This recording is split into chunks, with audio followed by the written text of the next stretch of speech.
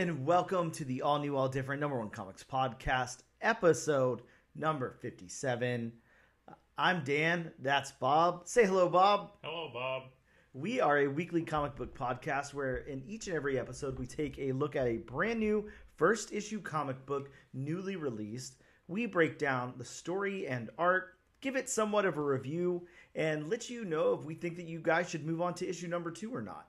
We also talk a little bit of comic book and related news, and we talk about new books that are in shops this and next week. And hey, sometimes we get lucky and we have a really cool creator on too, and we post that interview up as well.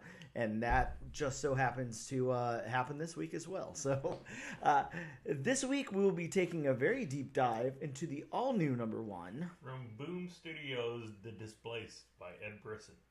That's right, The Displaced. Get ready to be displaced. Hopefully not. Hopefully your town stays intact.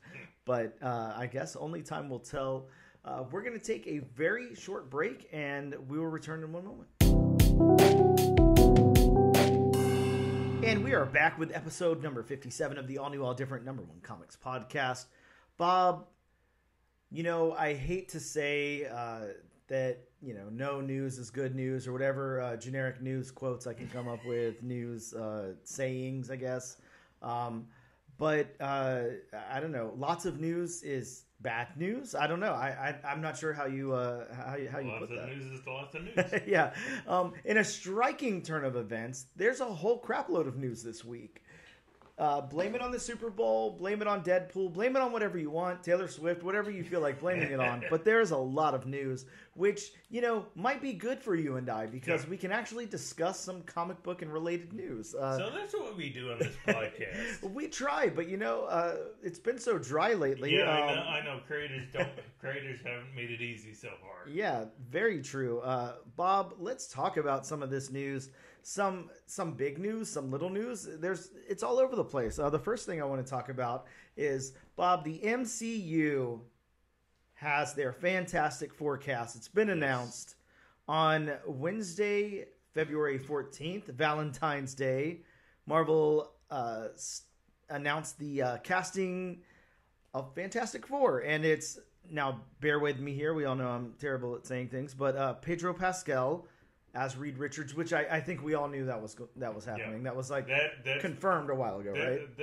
Well, I don't think it was confirmed, but it was a soft confirmed for a few months now. Yeah, it was out there. Everybody knew it was coming. We have Vanessa Kirby as Invisible Woman. We've got Eben Moss. Bob, this last name's gonna kill me. It looks like it says Bacharach, so I don't know. Eben Moss is what I'm going to go with. EMB for short, as the Thing. And then we have Joseph Quinn as the Human Torch. Mm-hmm. And also, Bob, in that picture, Herbie was a part of the crew. The good old robot Herbie that first appearance was in Fantastic Four 209. Bob, Fantastic Four is going to debut on July 25th, 2025. So, holy shit, you know, it's been announced. The casting's been announced. Hopefully there's already a script written, a good script. There's a lot of indications that this is going to take place in like the 60s. I don't know if that's been confirmed or not, but yeah. Interesting. Yeah, lots of talk about that. Which, are they getting Joe Johnston to direct? I don't think so. But yeah, what are your thoughts on this? Now, I don't know much about any of these people. I know who Pedro Pascal is, of course. And I know one of these people is from Stranger Things. I don't know which one. Joseph Quinn. Okay, so Human Torch guy is okay. Is gotcha. From Stranger Things.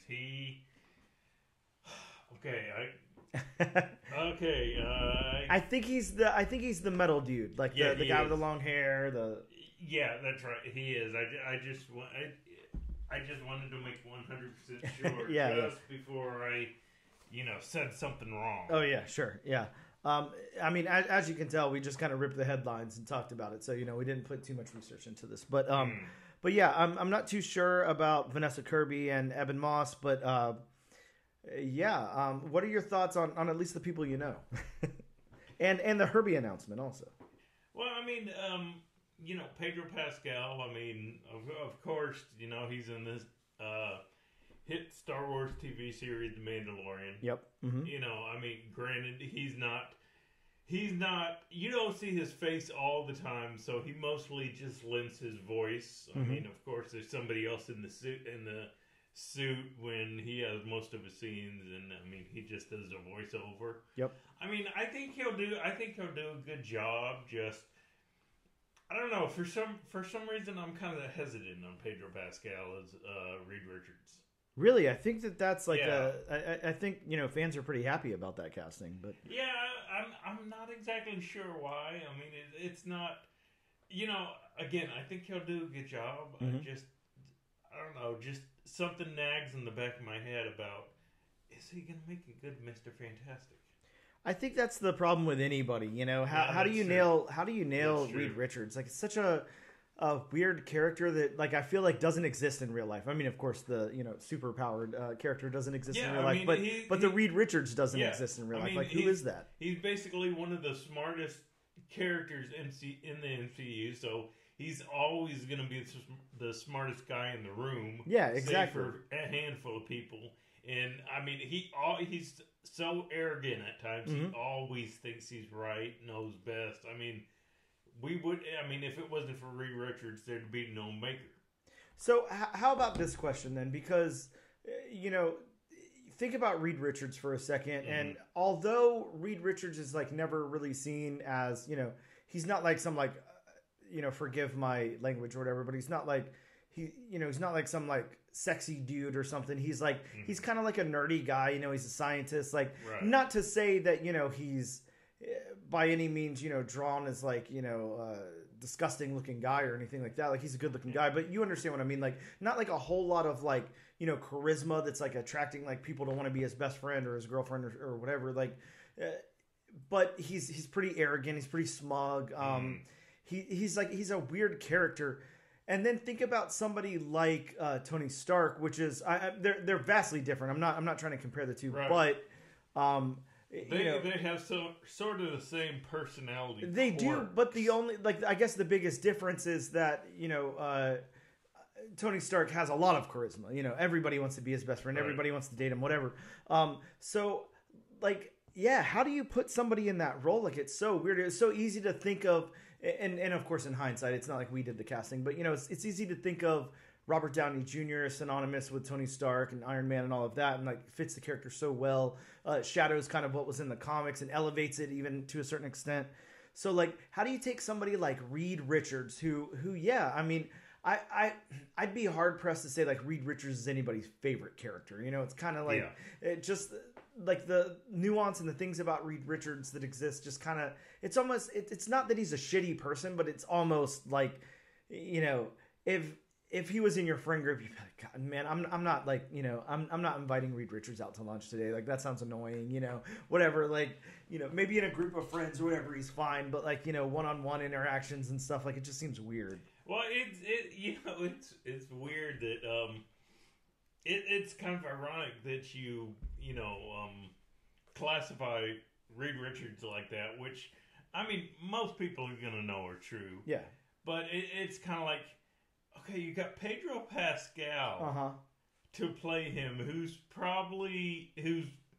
good looking. Yeah. Probably everybody wants to be his friend. He's got exactly a whole lot of charisma. Yeah. So it's kind of like, man, that's...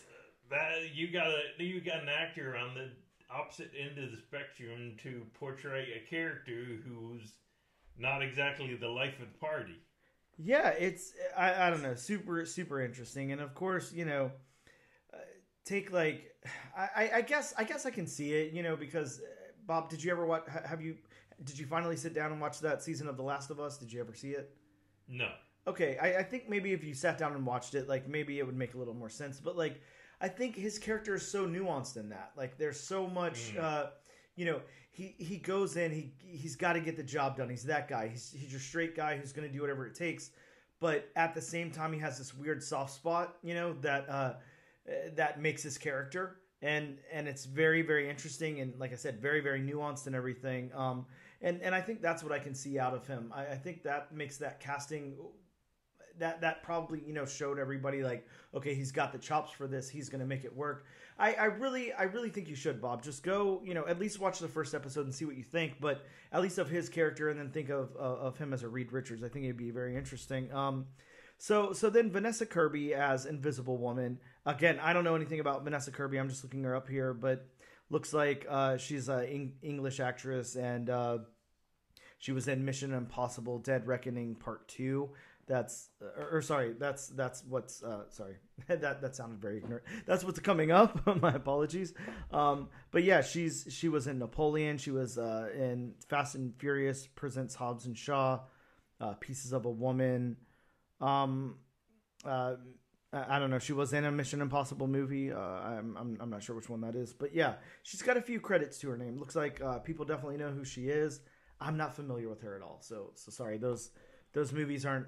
I haven't really seen any of those movies. So, and then we have Joseph Quinn playing the Human Torch there, and Joseph Quinn, Eddie Munson from Stranger Things. That's his big credit there.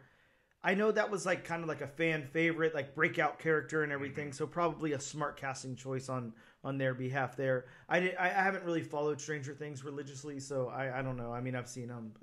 Which it may work out for him playing the Human Torch, because look at the kick in the pants Chris Evans got for playing the Human Torch. Yeah, exactly. Yeah, might be huge for him. Yeah, might be a very good thing. I agree.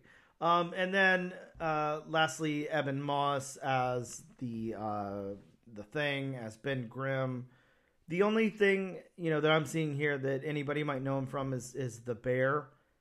It's a show on FX. I'm not familiar with that, so sorry, The Bear. And you know what, Bob? Let me eat my shoe for a second there, or whatever, my hat, whatever the term is. I don't know, whatever you're supposed to eat. But so you put your foot in your mouth. There you go. He was also on the Punisher Netflix series, and he was also in Andor. So maybe you're familiar with him, Bob, because he was on Star Wars Andor. He doesn't look familiar, but I mean, I definitely saw Andor. So yeah, maybe he's a side character. If I saw him in costume, then I would know who he is. Sure. But yeah, that's like the Fantastic Four casting news. So pretty cool. And like I said, just kind of like a quick announcement. It's not like, we know much about these actors other than Pedro Pascal and whatever. So I think the real question on everybody's mind, and of course, the big thing here is going to be who's playing Herbie. That's the most important thing. Robbie the robot. Yeah. Who's playing Herbie? And are we getting like a CG Herbie? Are we getting a practical Herbie? Are they going to create? Is Disney going to come out and create an actual Herbie? Pretty important question. I mean, they've basically done it before. Yeah, sure. So why not? Next up, Bob, I want to talk about. Look, I'm going to see this movie today. I'm right after we get done recording this podcast, I'm going to go see Madam Web. Mm-hmm. So there's lots and lots of opinions about Madam Web. There's lots of reactions. There's like we're following that trend that every time a new movie comes out, it's the worst thing ever made. It tops the charts for worst movie ever made. It's the worst rated. Blah blah blah blah blah blah blah. You and I don't put any weight into stuff like that. I'm never gonna shit on something that I haven't seen yet, because way too many times have I heard this is the worst possible thing ever made, and then I see it and I like it. Right. Or the complete reverse. People absolutely love something, it's critically acclaimed, and I hate it. I was sick a couple of weeks ago. I got my second round of COVID, and I watched a lot of movies. I sat home and tried to catch up on a lot of things that I hadn't seen. I watched that Joaquin Phoenix movie, Beau is Afraid, if you recall that. It was like an A24 movie, whatever. Bob, the worst thing I have ever sat through. Like, I'm telling you, and when I say the worst thing I've ever sat through, I'm not talking about the Batman level, because I couldn't sit through that. But the worst thing that I actually sat down and made myself sit through, I have no idea what was going on in this movie. It was the dumbest thing I've ever seen in my life. It was like if Hereditary and The Truman Show tried to have a baby that was like the dumbest thing. I don't know. I don't know what was going on. It was terrible. Well, at least for this one, you didn't try to sit through it 7 times. No, I wouldn't have. You finished this one. Yeah, there's no way I'd ever give this a shot again. But But I'm just, the reason I'm saying that is not to shit on movies or people's art or things that people like. It's that, opinions vary, so much from person to person. So don't, like, in my opinion, and I know you share the sentiment too, like, don't get wrapped up in reviews, early reviews, like all of that stuff. Like, so many people say Morbius was the worst superhero movie ever made and all that. Like, did you watch it, or are you just out there looking at memes and talking bad about it? For me, that still might be George Lucas's Howard the Duck. Yeah, that's a fun one. But yeah, I mean, it's important, go out and form your own opinion. Don't just piggyback on what everybody else says about something. That's the shitty mob mentality that we get now. And that's what happens to everything. People either, they don't see something and they say it's the greatest thing ever made. They don't see it. They say it's the worst movie ever made. Like, go see it, and to go along with what you were saying, a few weeks ago, I actually should have waited because it's on Disney Plus right now, and I actually, shelled out money to buy it on Amazon. But I actually watched The Marvels a few weeks ago, and of course, we've all heard, the opinion, how bad it is, all that kind of stuff. Was it a perfect movie? No. Was it a fun movie? I thought it was a very fun movie. Yeah, I watched it too. I actually really liked it a lot. I thought it was really good. I'm with you. I mean, there's, it has issues. Like, if you really want to break it down and say, like, is this the greatest thing ever made? No, it's not. No, but I mean, unfortunately, one of the negative points, it suffers from the same thing that most Marvel movies suffer from, the villain characterization. Yeah. I mean, I really liked, and I can't recall her name now, who played the villain. I can't recall the actress's name now. Yeah, me either. But unfortunately for me, it was just a one note character, one note villain. Yeah, it is funny how, like, in all, and this encompasses everything. Like in all, action-y movies lately, whether it's superhero, comic book, if it's just like a straight original, like, action piece or whatever, like, the villains really do suffer. It's like they're not fleshed out, they're not well thought out. It's kind of like, let's just throw together like a quick, like, throwaway character who's going to get defeated by the end of this or whatever. But I would say this, for as much negative stuff as we heard about the Marvels and everything before we saw it, I mean, I'm not gonna lie. Seeing Iman Vellani on the screen like that, up against, like, big actors and everything, the highlight of the film. God, man, she has such a future ahead of her. Like, she's in there. I cannot praise her enough. She's in there writing comic books. She's writing Miss Marvel stuff. She's acting the part really, really well. She's, like, fully involved in this, and she has such a bright future ahead of her. I want to see her continue to write comic books forever, and really, she's such a cool person. And yeah, I mean, she's, like you said, she's in there with an actress like Brie Larson. Exactly. And to me, she outshone Brie Larson. Yeah, she was really, really good. Yeah. Really good. Oh, yeah. I can't say enough good stuff about her performance in her show and in this movie. Really, really good stuff. I hope that, God, I hope she never falls off. I really want to see so much more from her. But yeah, just to point it out, of course, all the usual stuff. Low score on Rotten Tomatoes, low Metacritic, blah, blah, blah. All of, and yada, yada, yada. Yeah, all the crap that doesn't matter. It's not really news, whatever. All the stuff that doesn't make sense because it's usually critic score. Yes, exactly. But I put weight on the audience score. Exactly. Me too. But again, like, lately, there's just so much of that mob mentality. Yeah. They're siding with critics and stuff before they even see it. So yeah, you have to be careful, because I wonder, with something like Rotten Tomatoes, which is, obviously it's already been exposed. It's a huge scam anyways. But we reported on that, a while ago. But how many of these people actually went out and saw the movie, and how many people just have an account on Rotten Tomatoes and say, "Oh, everyone else hates this movie. Let me give it a low score." Well, and here's the thing, and I hate going this direction, but it is true with a lot of these movies, especially the last few years. You get a lot of those woke haters. Oh yeah, God, yeah. That's a huge thing. Don't even see the stuff, but I mean, from what they've read and what they've heard and what they've seen. Mm-hmm. It's kind of like, okay, they form an opinion that it's a woke movie. I'm not going to see it. Yep. Mm-hmm. Yeah. It's really sad that that's where we are as a society now. But moving on to some more, possible positive news. I don't know. This is a rumor, Bob. So we can't put too much weight behind it just yet. But we can talk about it. Midnight Suns is rumored to, be a movie. The Midnight Suns. I've heard about this. Yeah. God, Bob, I can. The only thing I can say is like I really hope so. I think that this could be so big for Marvel.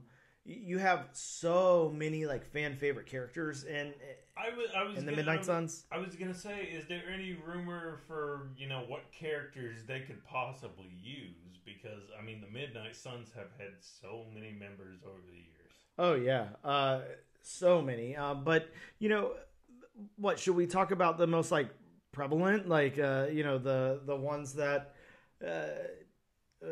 I can't think of the word, but you know what I mean, like the ones that are always pointed out as being on the team or whatever. Of course, Blade, Doctor Strange, Ghost Rider. Yeah, Ghost Rider's a big Damien one. Hellstrom. Yes, Elsa Bloodstone, Morbius. Yeah, Doctor Voodoo. Yep. Sometimes Moon Knight. Definitely my favorite character of all time. Bob. Of course. Yeah, Man-Thing. And Man-Thing's already been introduced in the MCU, yeah. so why the hell not? Yeah. But yeah, sometimes we've got Iron Fist. We got there's a there was a spider. Who was it? Scarlet Spider, right? Scarlet Spider was one time on the Midnight yes. Suns. Yeah. But I mean, yeah, just imagine getting a Ghost Rider announcement, in a Midnight Suns movie, along with Blade or something. What's happening with Blade, with the actual MCU movie? Like, is it ever going to happen? We don't know. What if they just kind of can that and introduce, how do you say that actor's name? Mahershala Ali. Yeah. Introduce him in a Midnight Suns role. That would be so cool. So, yeah, again, just kind of rumors that are out there, but I don't know, pretty strong rumors. A lot of outlets are talking about that. Very big. I'd definitely be down for Midnight Suns. Oh, yeah. I think that could be fantastic. All right, Bob, next big news. You saw the Deadpool 3 trailer. I saw the Deadpool 3 trailer. The question is, how many times did you see the Deadpool 3 trailer? A couple. But you know what? This is probably the biggest news of the year. I actually watched the Super Bowl. Really? I know, surprising, wow. Right? It wasn't like my intention. Did you watch it from start to finish? Well, I think I forgive me, I know nothing about sports, as you know, but I came home and it was already on. My wife was actually watching it, so I want to say it was like in the beginning of like the second quarter. Is that how you say it in football? Quarters? I mean, what time did you get home? I don't know. But it was well before the halftime show. I know that, but it had already started. There was already points on the board. Okay. Again, I'm sounding very ignorant. I don't know if points on the board is a football term, but yeah, but it's good enough. Yeah, sure. There was already things happening. There was things in motion, and just to leave everybody in suspense about Deadpool 3 for a second. I will say, while I don't like sports, I'm not into football, all of that. It was an intriguing watch. Like it did move very.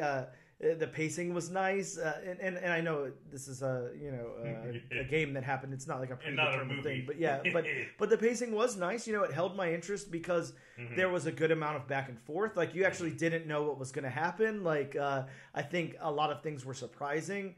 I think the overtime aspect of it to somebody who doesn't watch sports. I didn't know that could happen. I mean, I know that there is a overtime in games, but I didn't know that was a possibility in this. Well, this was a new overtime, so this was new to everybody. Yeah. So I think it was very, very interesting, and Yeah, we're both of a similar age, so Usher coming out and doing the halftime performance was impactful. That was cool.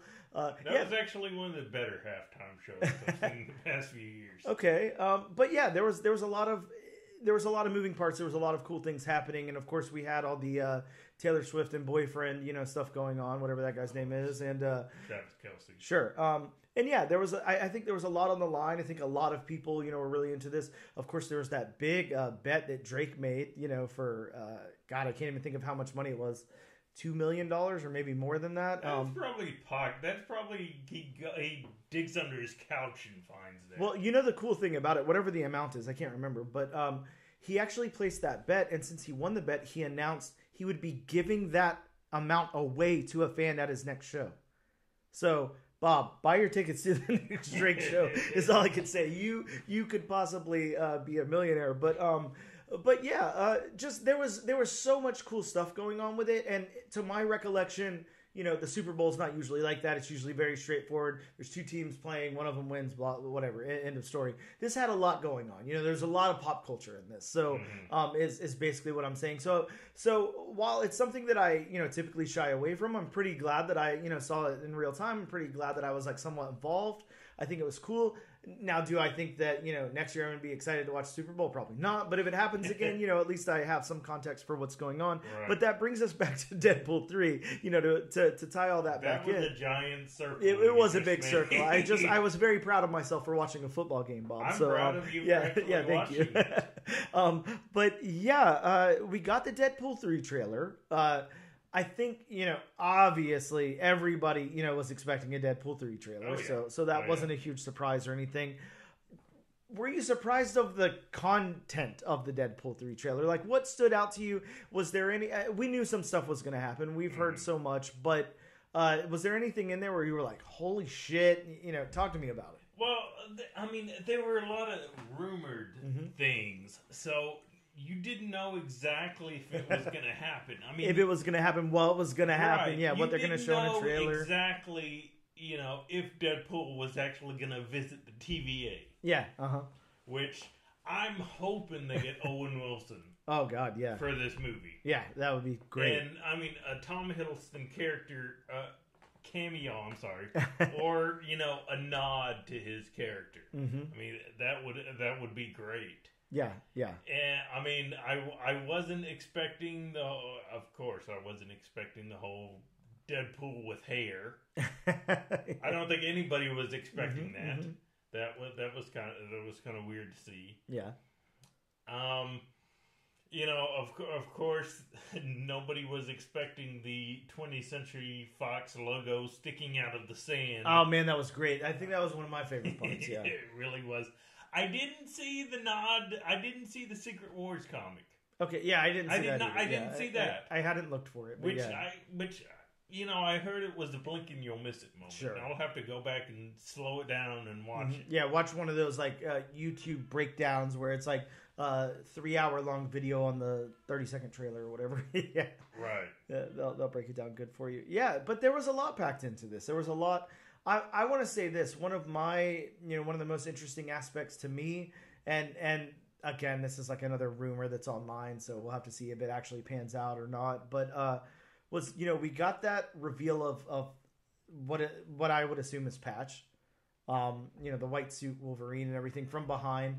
There's a lot of speculation online that that's Daniel Radcliffe playing Patch. I've heard that rumor for a long time now. Yeah. I mean, what if? I actually think that would be visually some good casting. Oh yeah, that would be so cool. And yeah, I mean, I hope so. I think that would be really, really cool. I think that would a huge fan service.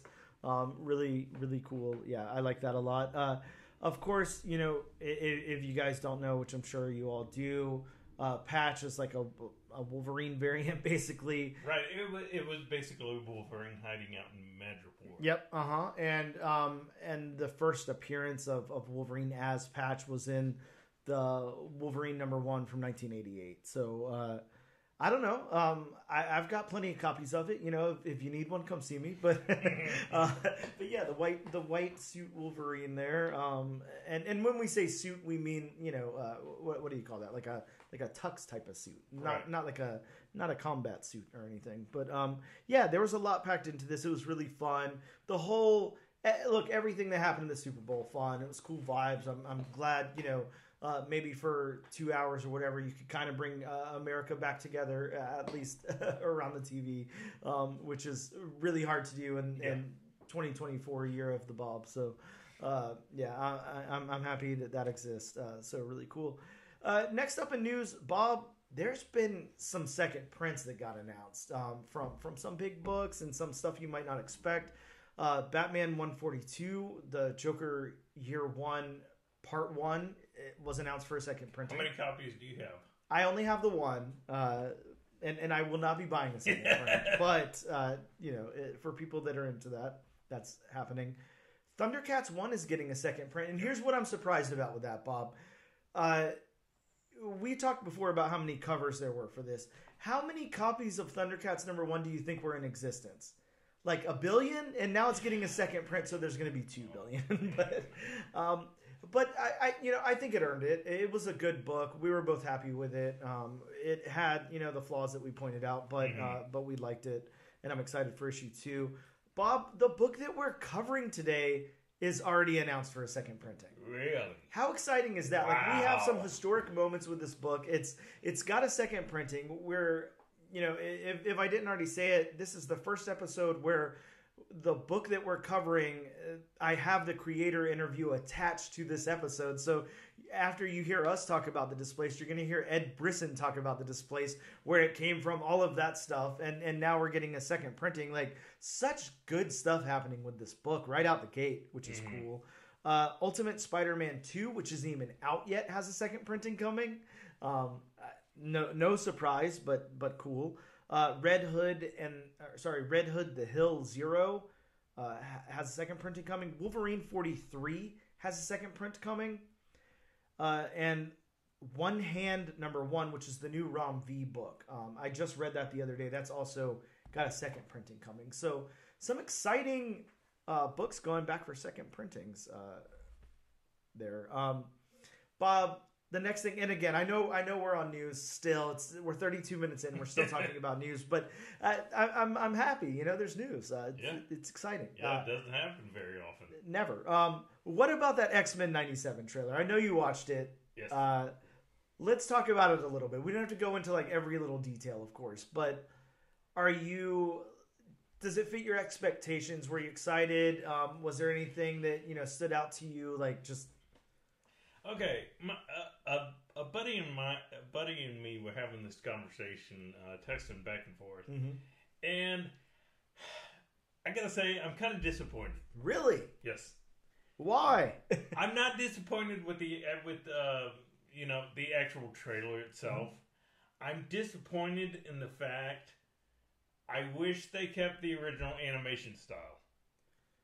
Yes, I hear you. I definitely hear you.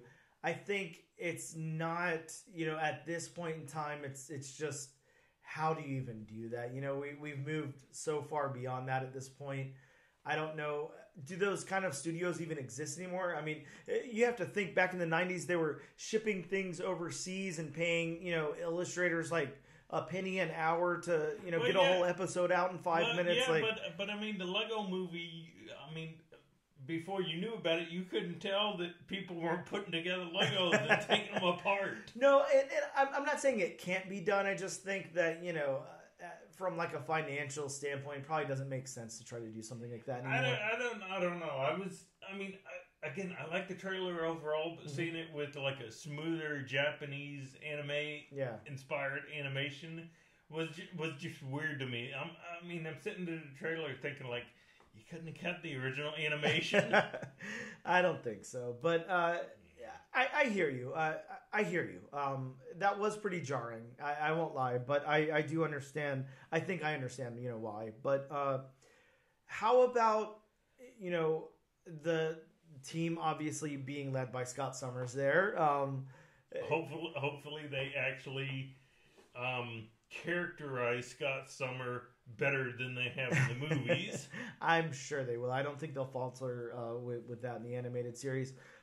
We get to hear that iconic theme again, which is cool.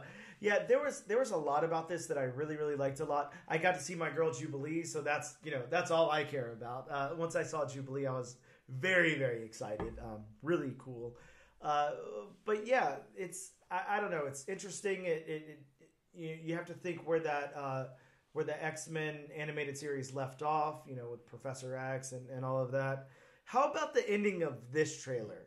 Because that was like a sting. That was, and I'll refresh your memory if you don't remember. Obviously, spoiler alerts for a trailer, but kind of ends with Magneto there, showing everybody the will of Charles Xavier, and that he owns everything. Which is going to throw a huge wrench in Scott Summers' plans, probably, and all of the X-Men and all of that. So, yeah, that's got implications and everything. This is going to arrive on Disney Plus in March 20th, so, just a little over a month away. Finally. Yeah. I have to say I'm really hyped for this. I'm really stoked about it. This is obviously playing hugely into, the nostalgic factor and everything, but... Mm-hmm.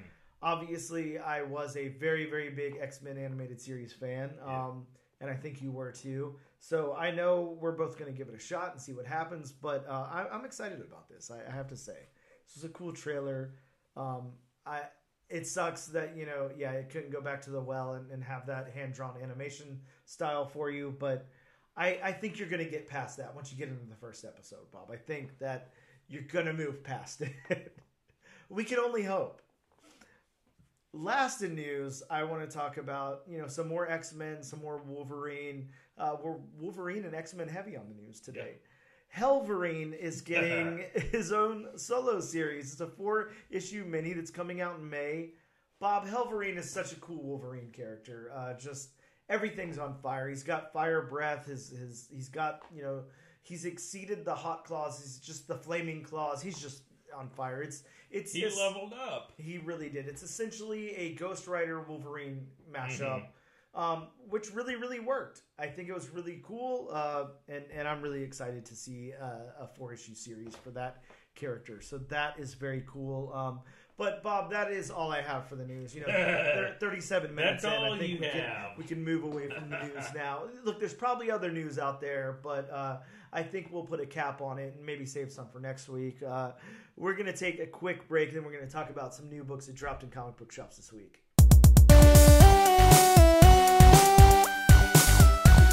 And we are back with episode number 57 of the all-new, all-different Number One Comics podcast. Bob, let's talk about some new comic books that hit shops this week really quickly at that. First, we had The Cabinet, number 1 from Image Comics. This has 2 teens teleported across a post-Cold War landscape to collect bizarre relics to summon the powers of a 17th century cabinet that unleashed an ancient evil from its prison. Interesting. Wow. Interesting premise. Yeah, I can't wait to read that one. I've got a copy of it over there. Displaced number 1 came out. Of course, the book that we're talking about today. Divine Power issue number 1 came out from Scout Comics. Now, I just had the creator of this book, Tom, on to talk about all about this book and everything. This is Tom's first book, and it is fantastic, just to point that out, by the way. But if you guys can grab a copy, definitely grab a copy. It's a very cool book. Our shop sold out, when I was there picking up my book. So that's really cool. This one is, there's no way for me to explain the concept. Death by the hands of a fantastical cult becomes the catalyst for an adventure that defines a man's imagination, revealing unimaginable horrors and a glimmer of hope that motivates him to reunite with his recently deceased parents in the afterlife. That's the synopsis, but let me tell you, you read this first issue and you're like, what? This is crazy. Not in a confusing way. It's just, it's crazy. It's a crazy, crazy book. Really good. Next up from Dark Horse Comics is the new Matt Kent book. And just a fair warning for this one. It's that magazine size. So, know that going into it. If you don't have room for magazine size books, if you don't have bags and boards, whatever, just know that going in. Sometimes I hate that surprise. This one is If You Find This, I'm Already Dead, number 1. It is a big city reporter embedded in the U.S. Marines in a hostile pocket universe called the Terminus, finds herself alone and in survival mode after the entire squad is wiped out in 10 minutes. So pretty intense, pretty high stakes there. Yeah, it sounds like a fun book. Next up from Image Comics is The Infernals #1. This one is the son of Satan, which has 1 month to live, but before he dies, he must decide which of his 3 children will inherit his shadowy empire. Crazy concepts. Where are these people coming up with this just stuff? Real quick, where does he go when he dies? I don't know. Maybe he just wiped out of existence. Great question. I don't know. And speaking of the Super Bowl, Bob, this isn't something that we see typically, for new comics, but we have Mad Magazine issue 36. Of course, has a parody cover of Taylor Swift and Travis Kelce. Is that how I say his last name? Okay, yeah, and. I love I love and hate how Mad does this, because they have some really fantastic artists, working on their covers and everything. But that Mad face, it's horrendous to look at. I hate looking at it. And they do this, they take like a well-known celebrity or something and make it that guy's face. So you have the beautiful Taylor Swift next to the Mad Magazine guy, and he's got like, I don't know, he looks like he smells bad. But yeah, that's a thing. And yeah, Mad Magazine back on the speculation list for the week. So pretty interesting. Not something that happens very often. Next up from Marvel Comics, Night Thrasher #1. This is the first appearance of the OG, a criminal antagonist. Very exciting. Bob, I don't know what to say about this one. Penthouse has come out with comic books. This is not the first time, because they've actually had comics before. Really? Yeah, I don't know what year that was or anything, but yeah, they've published comic books before. These, again, are those magazine-sized books. And I will say this, because I did grab a copy of one of them. Vanessa Del Rey did a cover. Okay. I love Vanessa Del Rey. We talked about Vanessa Del Rey before we did the Basic Instinct book, and Vanessa Del Rey was the artist on that, so I was very excited. So I always pick up her stuff when I can.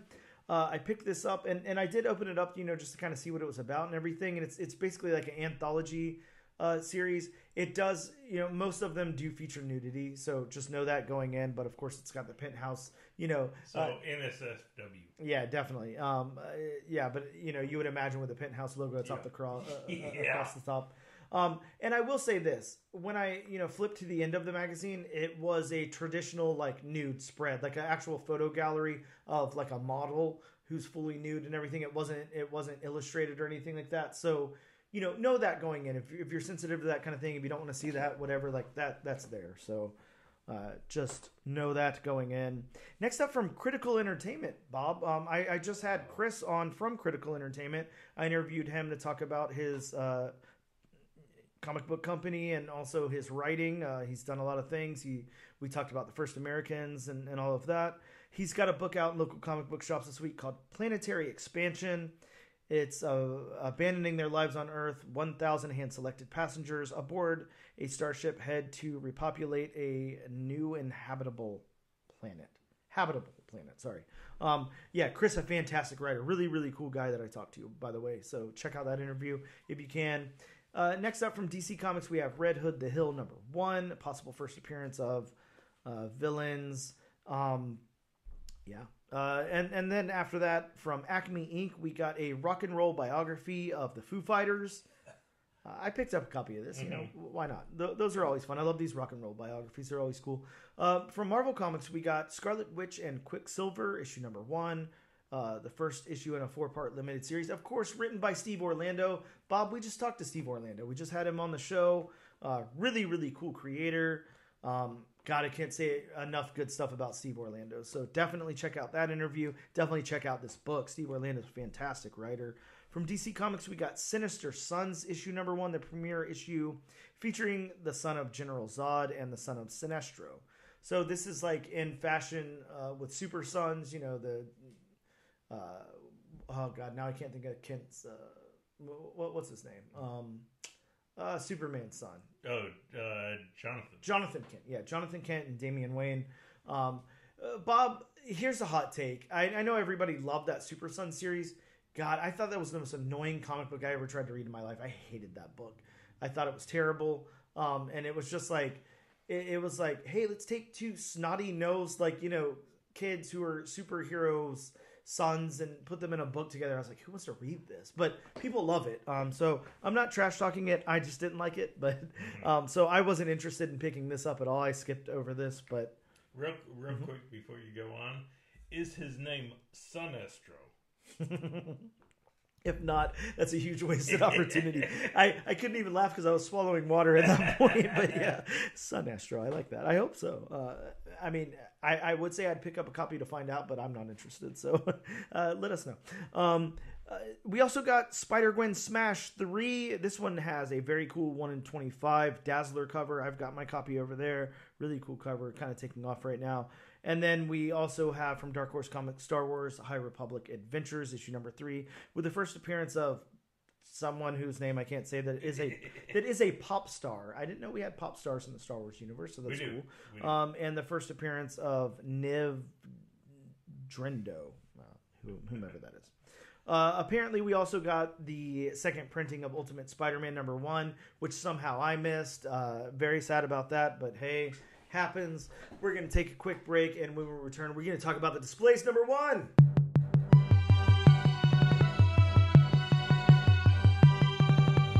And we are back with episode number 57 of the All New, All Different number 1 Comics podcast. Bob, we are about to talk about Boom Studios' new number 1, The Displaced. Of course, written by Ed Brisson with art by Luca Casalanguida. Right? That's good enough for me. Good enough, right? Sorry if we butchered your last name. We probably did, but to be fair, I'd butcher Smith also. So that is true. Yeah, I'm not great at pronouncing names, as you guys all know who have been with us since episode number 1. But by the way, if you've been with us since episode number 1, thank you so much.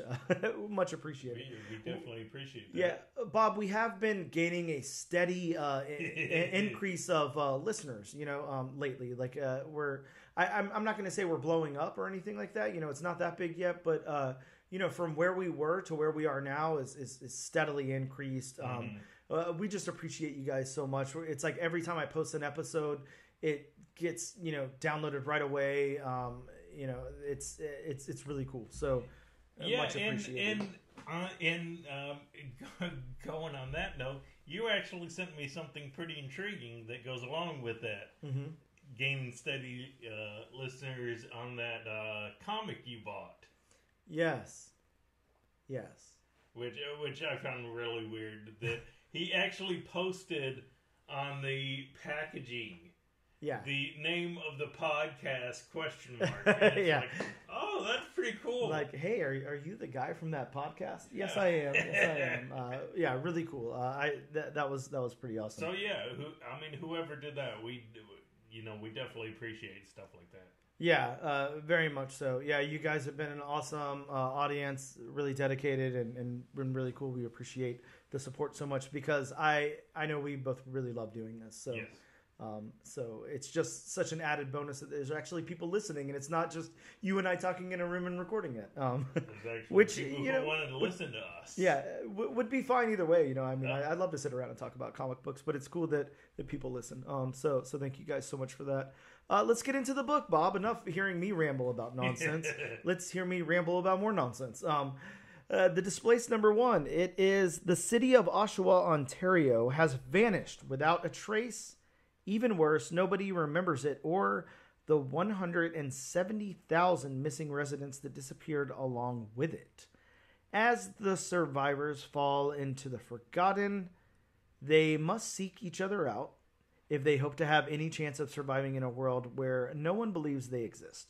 Highly acclaimed writer Ed Brisson and rising star Luca Casalanguida, right? And red hot colorist D. Canafi posed the question: how can you feel connected to reality or each other by if all veritable means you don't exist? I love the concept of this book. First, let me just say that I'm going to get into the creators and get into my synopsis and everything too, but this is a really, really cool concept.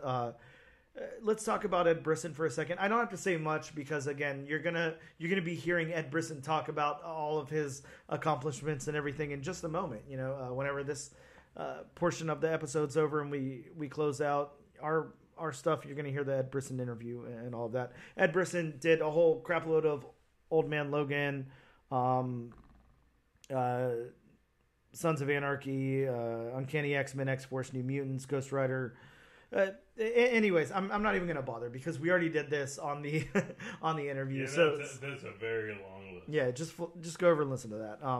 Ed Brisson has done a lot of things that you love. I can say that.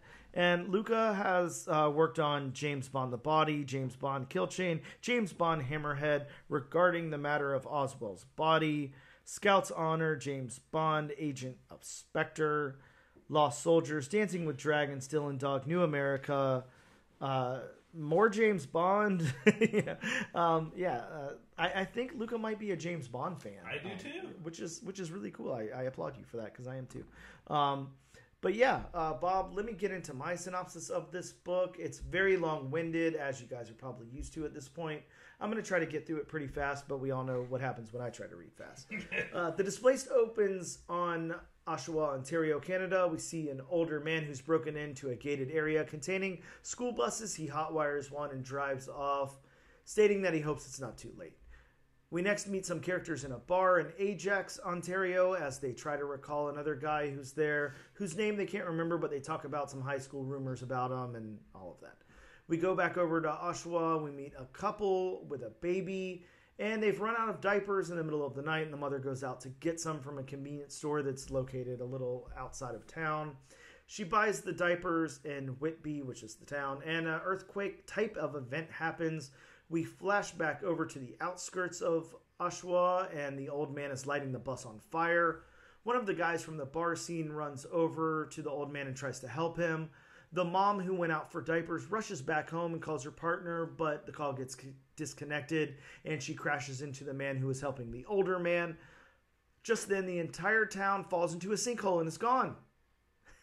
We move over to the day after, and the news cycle is non-stop covering the event, and the displaced survivors are held in a school gym. Back over to the old man and the guy from the bar.